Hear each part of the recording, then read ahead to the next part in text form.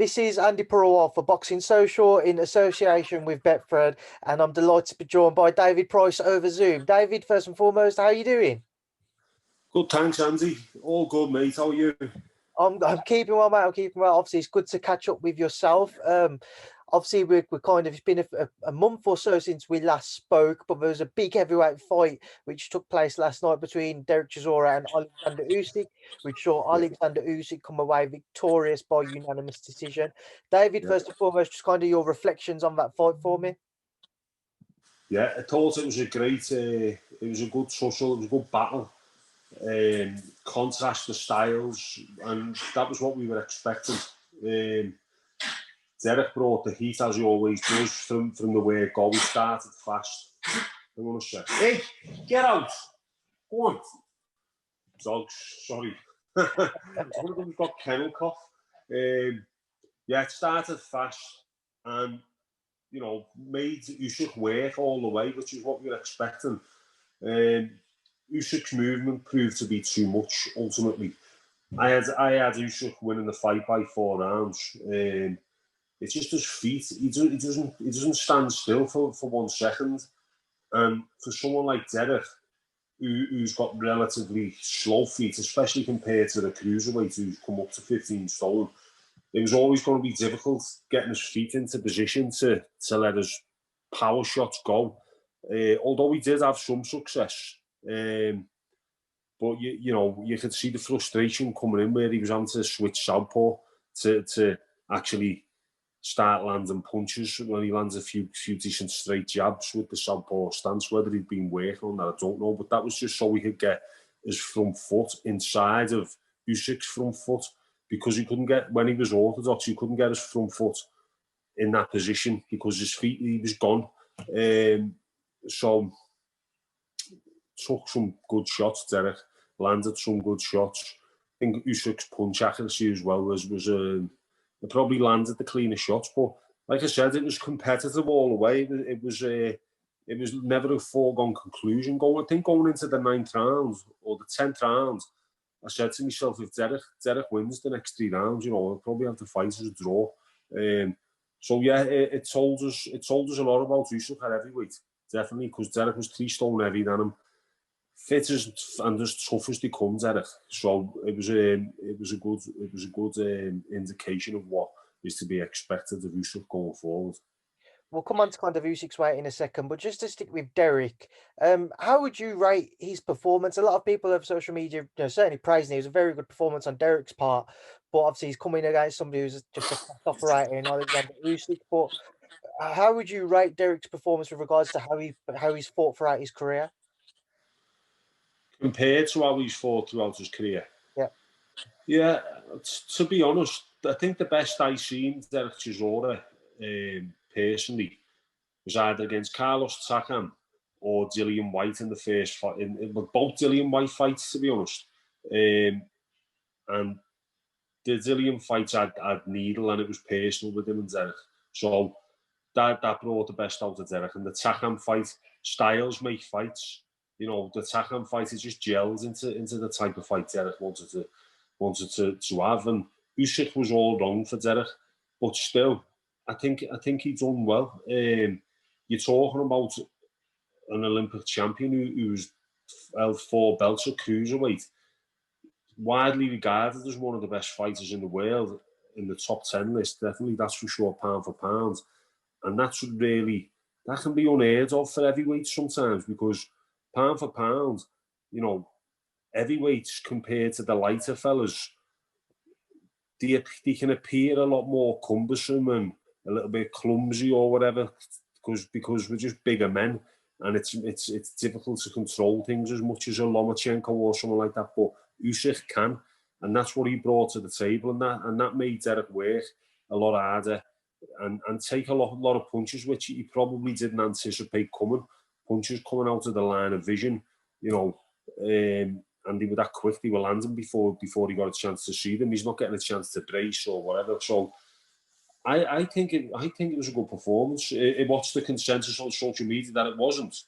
No, on social media, people saying it's kind of mixed. To be fair, some people are saying that it was a good performance. Some saying that he never pressured Usyk enough, or when he did, he just couldn't get close to him. It's kind of You can look at it two ways. You can look at it Derek didn't pressure him enough, or you look at it that Usyk just took that away from Derek by moving the way he did and moving laterally every time. He was constantly spinning off the front foot, and he was behind Derek at times. When someone's 3 stone lighter than you, although the weight can be an advantage to be heavier, it's like chasing shadows. And as well as that, he's tough as well. He took his licks as well. He took some good shots. So yeah, I think Derek can hold his head high, and I thought it was a good performance. You mentioned obviously earlier on, this has kind of given an indication as to what Alexander Usyk can do moving forwards in the heavyweight division.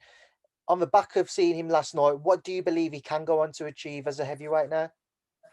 I think he can be involved in some big fights. I don't think he can win a world title if the current champions are who it is now. If it remains the same, if it's Tyson Fury, Anthony Joshua, I think someone who can bring pressure like Derek does, but maybe with a bit more size, where they're a bit taller than Usyk as well. I think that could answer more questions. And but then who's going to beat him in a boxing match? Tyson Fury would probably be your best bet for someone to beat him in a boxing match. But I think if Fury falls Usyk, he'd just fight and rough him up and pull the dirty tactics out, putting the elbows under his neck and lifting his head up. Or everything you've seen Tyson Fury do against someone like Steve Cunningham all them years ago, he's got that in the locker to do against Usyk if he was getting outboxed. But I think someone like Joe Joyce would be a nightmare for Usyk. He's got an engine like no other. He's a lot bigger than him in height and in stature as well.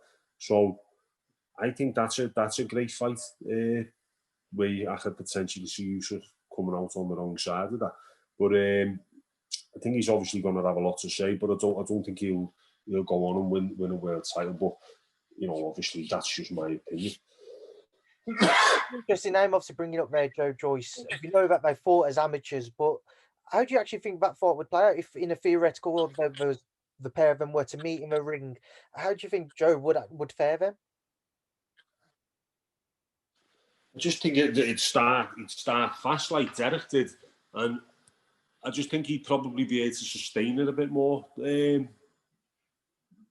a bit fresher, to be honest. He hasn't been involved in as many hard fights. He's a bit more unconventional with his style, maybe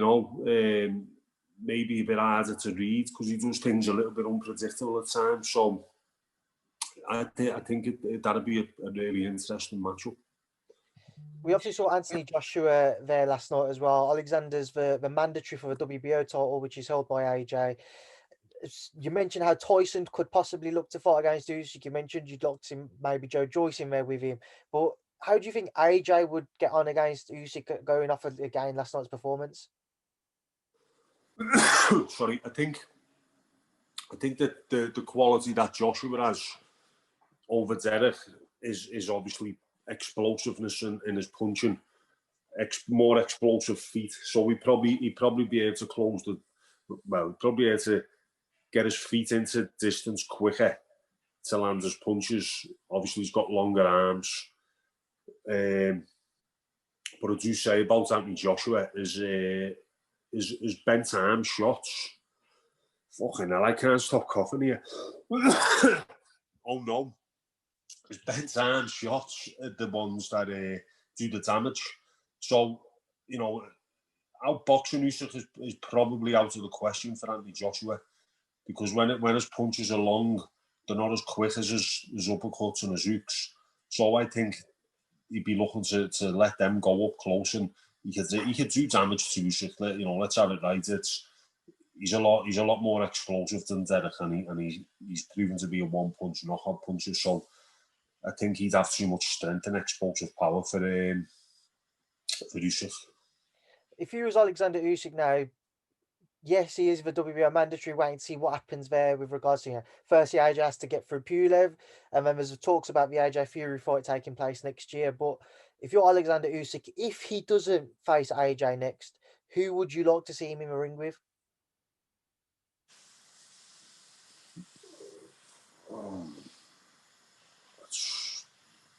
I'll tell you what would be a great fight, him and Andi Ruiz. I think that'd be a good fight. Again, fast hands on Ruiz. I think that'd be a great fight. See, when Usyk's fighting someone who comes to fight, he looks great. And I think Ruiz would come to fight, but his hand speed would ask some more questions again. So I like that fight.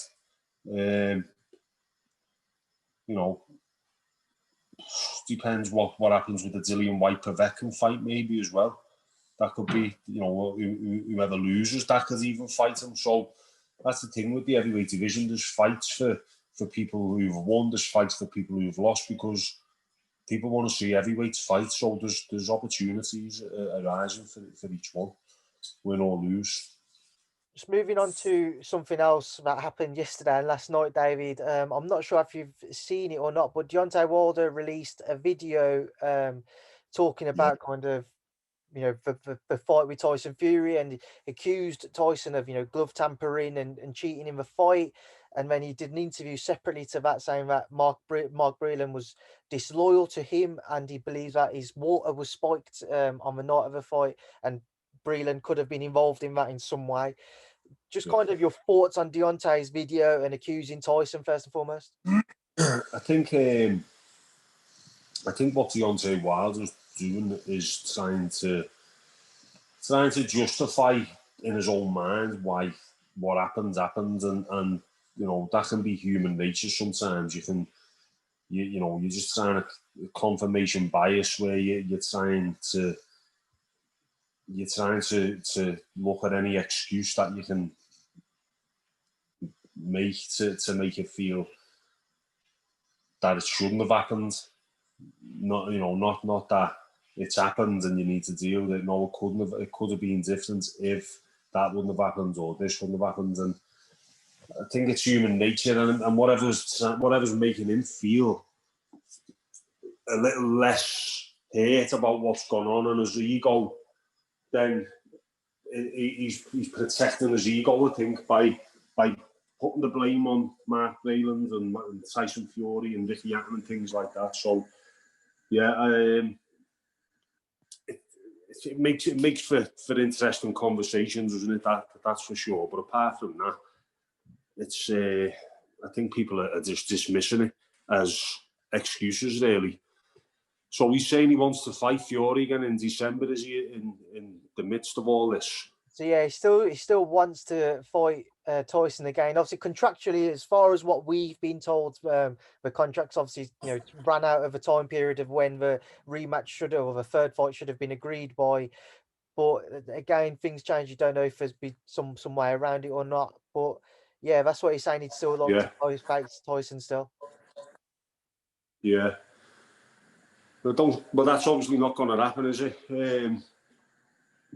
But when he's licking his wounds and he's trying to, he's giving himself reasons why it happens, and it's like I said, it's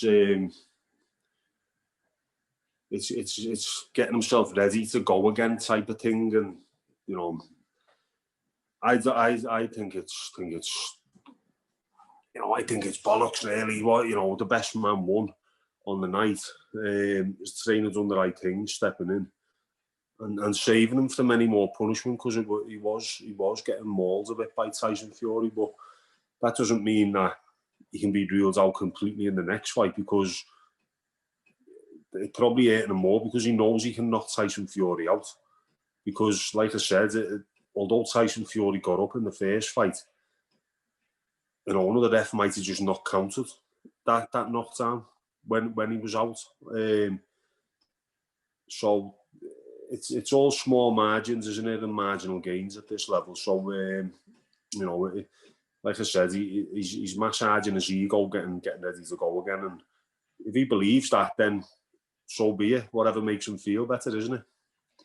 Just with Tyson, we're waiting to see who he will face next. It seems to be he'll be fighting on December 5th over here in the UK. Ajit Caballero, Oscar Rivas, two names which certainly seem to be kind of leading the race, but Michael Hunter's name's also in there as well. Who would you like to see Tyson in with, David? I think Caballero's an interesting one, but it's not one without risk. Good fighter, Ajit Caballero. I'm making a roast dinner here, by the way. That's why I'm up and down, boiling spuds and that, so I don't want them to thingy. But yeah, Caballero's not a easy night's work for anyone, and he's got ambition of his own. He wouldn't be coming just to take the payday. Derek Chisora would testify to that. He's a good fighter. So I'd like to see him fight. I'd like to see him take that fight because he brings a little bit more to the table than Takam as far as dimension as a fighter. He's not a one-dimensional fighter. That being said, though, when Takam fought Joshua, he got on the back foot a bit and moved, didn't he? And frustrated them a little bit. So he's not just come forward trying to bowl everyone over. Rivas is a good shout as well. Push Dillian White close. They all come with their own risks, as every fight does, and it's a homecoming fight, so you'd expect them to take the least riskiest one on paper, especially given the circumstances where there's no fans allowed in the audience, things like that. So, is the revenue going to be the same as if there was a sellout crowd and big pay-per-view numbers? That's when you start taking more chances to generate more income. So I think he might go with Takam. I think that seems the safest option. And if he does, you can blame him. He's just took the title off Wilder, who's held it for God knows how long, and is one of the hardest hitting heavyweights in the history of boxing. So I think Tyson Fury could well deserve to take one what he'd see as the safest option. David, just before I let you go, obviously I have to ask about yourself. Anything going on with yourself with regards to a return to the ring? Well, I started punching last week. My shoulder being an issue for a while, so I just thought I'd get in and do a bit of shadow boxing and a bit of punching, and it felt good to be training again. As soon as I started, I knew straight away. I was like enjoying it. Do you know what I mean? If it had started throwing punches and just thought, well, I'm not feeling this, but I was feeling it straight away. So I'm not ruling anything out. I'm just going to keep my eye in. And I said on an interview, someone asked me if I was going to fight again. I said 90% no, 10% yeah. But the week later, I was 80-20. So, it could be creeping back towards getting in and having a couple more fights. It all depends, really. We'll see what happens. Right, David, I will leave it there now, and I'll leave you to enjoy the rest of your Sunday. And of course, your roast, I'll let you get back to that. I appreciate you giving up some time there, David. Thank you. Cheers, mate. Thanks, Andy. What's up, man? Cheers, David.